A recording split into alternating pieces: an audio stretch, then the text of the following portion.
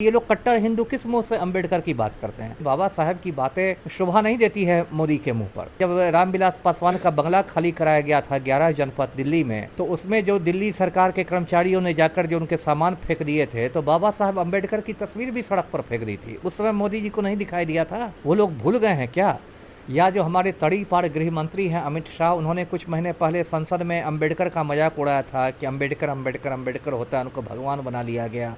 तो उस समय क्या उन्होंने मोदी ने बर्खास्त कर दिया था अमित शाह को मंत्रिमंडल से। कह रहे हैं कि लालटेन और पंजा वाला का कहना है परिवार का साथ परिवार का विकास। लालू के बाद तेजस्वी करे राजनीति तो वो परिवारवाद है, और शकुनी के बाद सम्राट चौधरी करे राजनीति तो राष्ट्रवाद है। देखिए, बिहार की जनता उतनी भी मूर्ख नहीं है जितना मोदी जी समझते हैं। प्रधानमंत्री नरेंद्र मोदी शुक्रवार को बिहार के दौरे पे थे। सिवान जिले में जो है उन्होंने एक सभा को संबोधित किया और लगातार जो है आरजेडी और कांग्रेस पे उन्होंने निशाना साधा। उन्होंने कहा है कि राजद जो है वो बाबा साहब को पैरों में रखती है, मैं दिल में रखता हूं। बहुत सारी बातें जो है प्रधानमंत्री मोदी ने उस सभा से की है। इन्हीं सब मुद्दों पे बातचीत करने के लिए हमारे साथ पूर्व आईपीएस अमिताभ दास सर हैं। नरेंद्र मोदी कह रहे कि राजद जो है पैरों में रखती है बाबा साहब को, मैं दिल में रखता हूं। इतना बड़ा झूठ भी मोदी जी को नहीं बोलना चाहिए दिन दहाड़े कि पूरा हिंदुस्तान हंसने लगे। ये सब देखिए, मोदी जी मतलब क्या मैं कहूँ, नौटंकीबाज आदमी है और जुमलेबाजी हवाबाजी में तो वर्ल्ड चैंपियन है। और वो थोड़ा लालू यादव पर निशाना साध रहे हैं। अभी लालू को लेके ये लोग एक कंट्रोवर्सी पैदा कर रहे हैं कि उन्होंने बाबा साहब अम्बेडकर का अपमान कर दिया। लालू को एक नोटिस भी भेज दिया अनुसूचित जाति आयोग ने। लेकिन लोग नहीं भूले हैं कि जब रामविलास पासवान का बंगला खाली कराया गया था 11 जनपद दिल्ली में, तो उसमें जो दिल्ली सरकार के कर्मचारियों ने जाकर जो उनके सामान फेंक दिए थे, तो बाबा साहब अम्बेडकर की तस्वीर भी सड़क पर फेंक दी थी। उस समय मोदी जी को नहीं दिखाई दिया था? उस समय बाबा साहब अम्बेडकर का जो ये अपमान हुआ था, वो सरकारी अधिकारियों के द्वारा, उन अधिकारियों पर क्या एक्शन हुआ था? वो लोग भूल गए हैं क्या? या जो हमारे तड़ीपार गृह मंत्री हैं अमित शाह, उन्होंने कुछ महीने पहले संसद में अंबेडकर का मजाक उड़ाया था कि अंबेडकर अंबेडकर अंबेडकर होता है, उनको भगवान बना लिया गया। तो उस समय क्या उन्होंने मोदी ने बर्खास्त कर दिया था अमित शाह को मंत्रिमंडल से। ये सब देखिए, बाबा साहब की बातें शोभा नहीं देती है मोदी के मुँह पर, है ना? क्योंकि ये तो पूरा गिरोह है, जो आरएसएस है, बीजेपी है, विश्व हिंदू परिषद है, ये सब जो गिरोह है, संघ परिवार, ये पूरा गिरोह बाबा साहब अम्बेडकर से नफरत करता है। और ये गिरोह जनेऊ जिहाद करता है।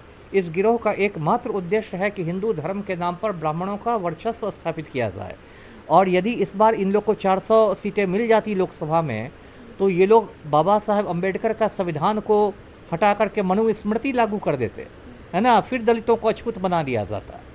तो और अंबेडकर को आपने पढ़ा होगा, हम लोग सब जानते हैं, उनको तो हिंदू धर्म से एलर्जी थी, है ना? उन्होंने हिंदू धर्म छोड़ के बौद्ध धर्म ग्रहण किया था, दीक्षा ले ली थी नागपुर में, सब लोग बच्चा बच्चा जानता है। और ये लोग कट्टर हिंदू किस मुंह से अंबेडकर की बात करते हैं? इसलिए देखिए, ये सब मोदी जी पर शोभा नहीं देता है। इस बार जो 4.5 महीने बाद चुनाव होंगे बिहार में, इस बार एनडीए का डब्बा गोल होने वाला है, सुपड़ा साफ होने वाला है। अभी जो हर 2 दिन छोड़ के मोदी जी बिहार पहुंच जाते हैं, कितना भी भोजपुरी बोलें और कितना भी लिट्टी चोखा खा लें, बिहार में भाजपा नहीं जीतने वाली है। कह रहे हैं कि लालटेन और पंजा वाला का कहना है परिवार का साथ परिवार का विकास। तो अब पार्टी क्या? और अमित तड़ीपार अमित शाह का बेटा जय शाह जो है, वो क्रिकेट कंट्रोल बोर्ड पर कब्जा किए हुए है। तो वो क्या परिवार के बल पर नहीं है? वो क्या परिवारवाद नहीं है?